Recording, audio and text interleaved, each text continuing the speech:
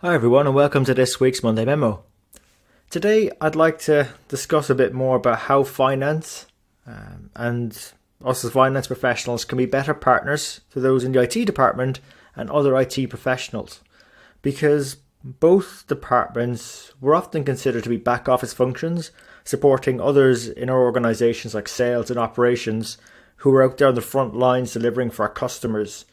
And even if you just look at the value chain diagram, we're sort of in the not assigned to one particular part of an operation, but we're more back office. So we have that common purpose of supporting the business, but are we really doing our best to support each other and achieve the best results? And I'd like to maybe touch on a few areas where we can that have perhaps come up on the show, and with my other work, I've sort of seen some opportunities for us to do better with IT.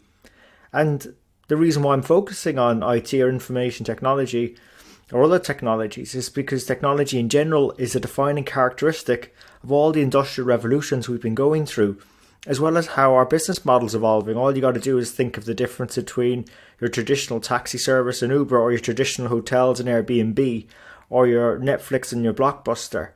How technology has changed the ability of those business models to be successful, and how that changes over time, as well as what it enables organisations to do.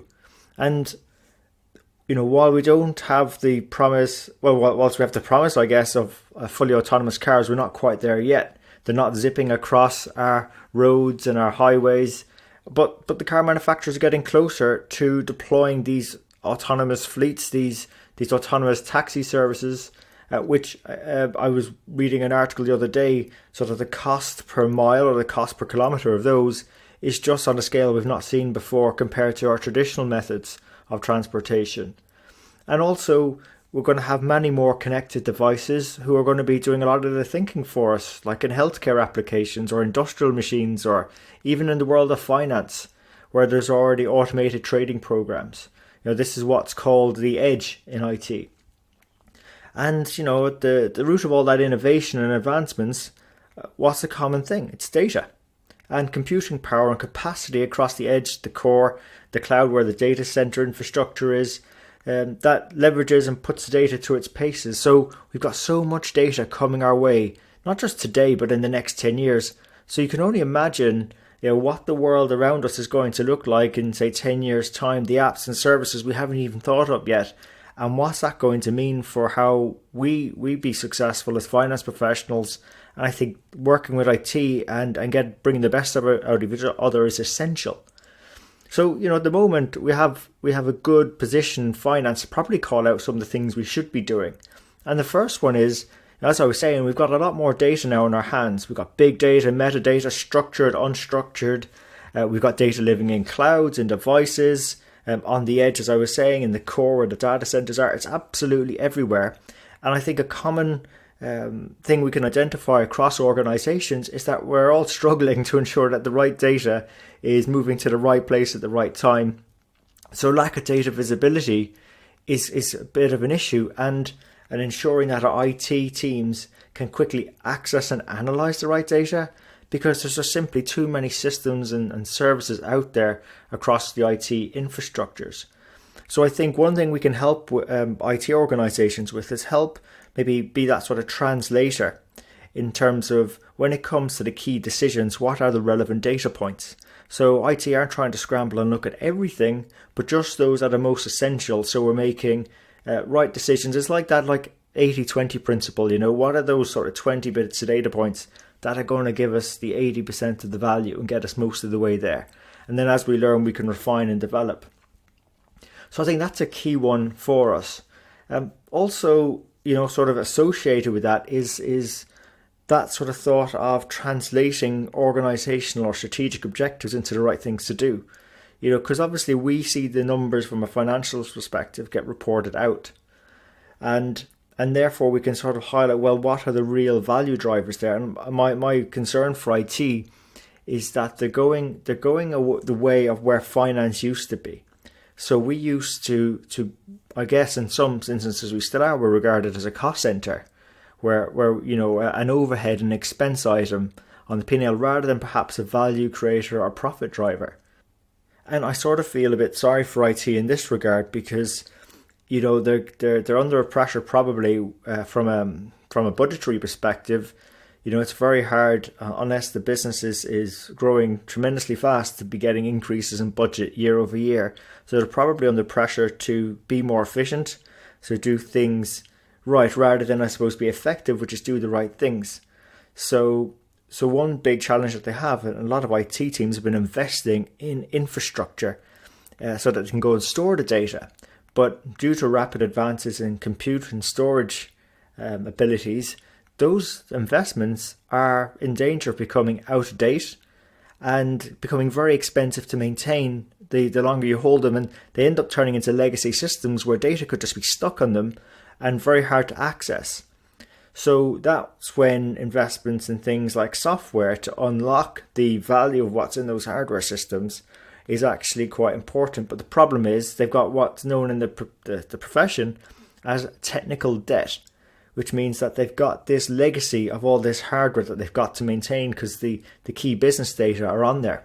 So one of the things we could perhaps help in finance is to look at perhaps those costs that they're having and try and figure out, well, if we could get some software in to try and get the data off that commoditized hardware and help them reduce their maintenance expenditure. And I think there's a lot of vendors out doing this, is trying to help organizations reduce their IT spend so that they can move away from trying to be efficient to be more effective, put the investments of time, money and resources into driving the business objectives. And I think we can do that in finance. We can help them on that journey. And it's maybe looking at the various different options that are out there. There's various flexible consumption models now, as a service models, subscription models, not just for computing power or networking, but also for the PCs and the laptops that teams are using. So that's the more infrastructure element. So once you got that right and the data there, the next step is helping to flow the data, as I sort of mentioned, that data visibility, but then doing something with it. So actually being a partner in the business to go and drive decisions, go and make sure things are done on the front end where people can actually see the visibility of IT making an impact, rather than just being stuck like finance have for a long time, caught in that back office. It's no accident, I guess, that sometimes finance have been found in the basement. So to IT, where they place the IT equipment to save on heating costs in the building because of all the heat given off, and generally it's cooler down there as well. And also there's an opportunity for finance to go back to doing our core activities. I know it's great that some of us are getting involved in SQL, structured query language, understanding that, managing data, doing data visualizations. But essentially when we're doing that, we're not out there driving value for the business. We're not out there working with business partners coming out from behind our desks and passing those things on back onto IT, saying you need to do this with your data management. This is how we need to see our visualizations. And I think we get much better kudos rather than connecting various different points of data. Leave that to the experts in IT, who could probably do it faster anyway if they were working on the most valuable items. And again, that's another thing we can point out to them as well. That's another thing we can work with them on to understand as well. What are the key things to be working on? And then we can get the kudos then for connecting the right people to go solve these problems, which again probably makes more meaningful work with all this technology whizzing around us. And a lot of the advice and the guest mentors on the show when it comes to these things is to start small. I mean, how many of the people listening at least have, say, a monthly interlock with their IT team, whether they're directly business partnering or just curious to understand the impact of technologies, what their challenges are, and where finance could perhaps help.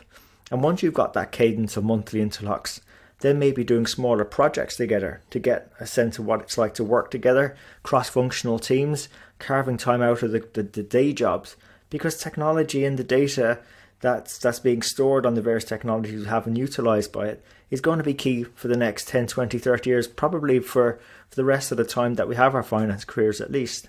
So there's no getting away from this. So look, I hope today's insights were useful. Some of the areas sort of discussed in terms of where we could perhaps help IT realise their potential better, but also sort of help our organisations too. And we've had a number of our guest mentors share other ideas as well. I mean, what I'm talking about, it probably isn't new. I've thrown in a few of my own perspectives as well. But essentially, this is some of the advice that gets shared week to week on the Strength in the Numbers show. And of course, if you want to hear those, please check them out They're on all the major platforms: iTunes, Stitcher, SoundCloud, YouTube and Spotify. And we really appreciate you investing your time with us today. So until next time, take care of yourselves and let's keep building our strength in the numbers.